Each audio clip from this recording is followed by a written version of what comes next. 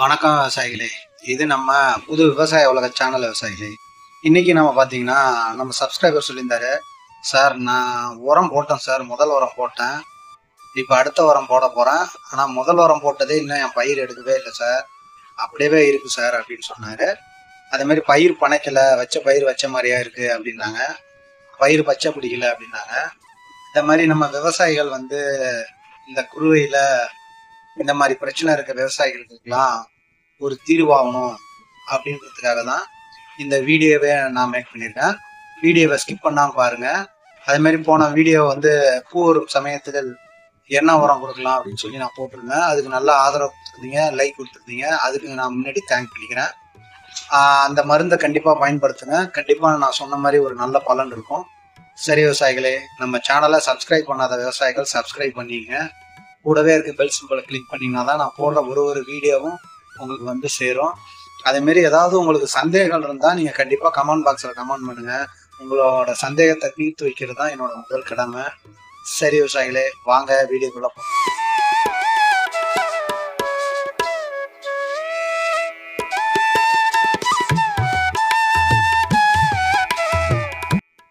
ஆமாம் விவசாயிகளே, இப்போ பார்த்தீங்கன்னா அந்த குறுவையில் பார்த்தீங்கன்னா நிறைய அதிகப்படியான ஹீட் இருக்கு. இன்னொன்று என்னன்னா, முதல் உரம் கொடுத்துட்டோம் சார், நான் முதல் உரம் கொடுத்துட்டேன், அடுத்தது இப்போ ரெண்டாவது உரமும் கொடுக்க போகிறேன், ஆனால் நான் முதல் உரம் கொடுத்து இன்னும் பயிர் எடுக்கல, இப்போ நான் ரெண்டாவது உரம் கொடுக்க போகிறேன், பயிர் எடுக்குமா என்னன்னு அப்படியே ஏன்னா விவசாயிகள் சந்தேகப்படுறாங்க. காரணம்னா அவரோட உழைப்பு, நம்மளோட சப்ஸ்கிரைபர் பாவம், அவர் ரொம்ப உழைச்சி நல்லா ஒரு இதாக வரும்னு நினச்சாரு, வரல.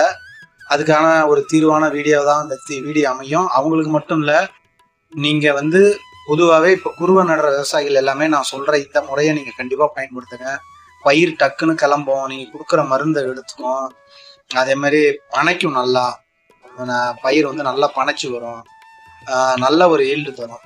ஒன்றும் விவசாயிகளே, ஃபஸ்ட்டு உரம் போடுறீங்க, அந்த உரம் ஒரு 15 நாள்லேருந்து ஒரு 20 நாளுக்குள்ளே உரம் போட்டுருவீங்க.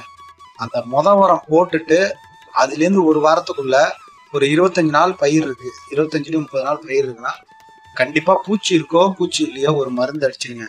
ஏன்னா கண்டிப்பாக இந்த இலை சுருட்டு புழு, இலை குருத்து புழு, அதேமாரி இலை பேன் அதிகமாக புள்ளி புள்ளியாக இருக்கும். இலை பேன் அதிகமாக இருக்கு இந்த குறுவையில், அந்த ஹீட் இருக்கிறதுனால. அந்த மாதிரி நோய்கள், பயிர் வளர்கிறதுக்கு இதெல்லாம் சேர்த்து ஒரு 400 ரூபா வரும், 400 ரூபா இல்லை ஒரு 450 ரூபா. நம்ம அந்த அளவுக்கு தான் ஒரு மருந்து சொல்ல போகிறேன். அதனால முதல் மருந்து நீங்கள் ரெண்டாவது மருந்தெல்லாம் பூச்சி இருந்தால் பார்த்துட்டு அடிக்கலாம். நீங்கள் முதல் மருந்து ஒன்று அடிச்சிடுங்க. நீங்கள் அடிச்சிட்டிங்கன்னா உங்களுக்கு பின்னால் வரக்கூடிய நோயிலேருந்து ஆரம்ப நிலை பூச்சிகளை கட்டுப்படுத்திடலாம். பயிர்களுக்கு பின்னால் வர அந்த குலை நோய், இந்த இலைப்புள்ளி நோய், அந்த மாரி எந்த நோயும் வராமல் நம்ம ஆரம்பத்திலே தடுத்துடலாம். அதனால பூச்சிகள் இருக்கோ இல்லையோ முதல் மருந்து போட்டு நீங்கள் ஒரு வாரம் கழிச்சு நீங்கள் ஒரு மருந்து நான் சொல்கிறேன். இப்போ அந்த மருந்து பேரை டீட்டெயிலாக சொல்கிறேன், அதனோட அளவு எல்லாத்தையுமே நான் கொடுத்துட்றேன். நான் கொடுக்குற அளவு ஏக்கர் அளவு கொடுத்துட்றேன், 1 ஏக்கருக்குன்ற அளவு கொடுத்துட்றேன். நீங்கள் எத்தனை ஏக்கரோ அதை பார்த்து பயன்படுத்திங்க. இந்த மருந்தை நீங்கள் கொடுத்துட்டாலே நான் ரொம்ப ரேட்டு கம்மியாக நம்ம சப்ஸ்கிரைபர் இருக்கிற ஊர்லேயே கிடைக்கிற மருந்தாக தான் நான் சொல்கிறேன். அதனால் என்னென்ன மருந்து என்ன வேலை செய்யும் அப்படின்றது நான் தெளிவாக சொல்லிடுறேன்.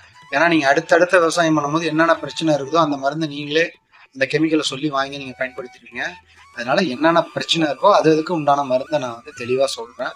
இந்த மருந்தை நீங்கள் அடித்த ஒரு வாரத்திலே பயிர் பச்சை திரும்பும், பயிர் டக்குன்னு நல்லா கிளம்பும், நல்லா பனைக்கும்.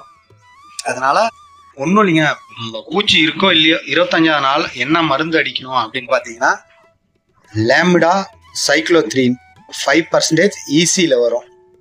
இது என்னென்ன மருந்து கேட்கும்னா, இலை சுருட்டு புழுவையும் இலை குருத்து புழுவையும் இது கேட்கும். இது ஆரம்ப நிலையில நம்ம அந்த பயிர் நம்ம நடுநட்ட ஒரு 25 நாள்லேயே இந்த மருந்து அடிச்சிட்டிங்கன்னா ஆரம்பத்திலே கட்டுப்படுத்திடலாம்.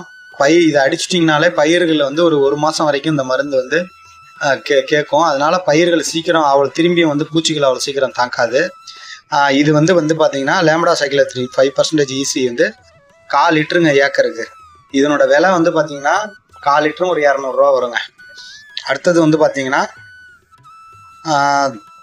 தயாமெத்தக்சம், இது 50 கிராமுங்க.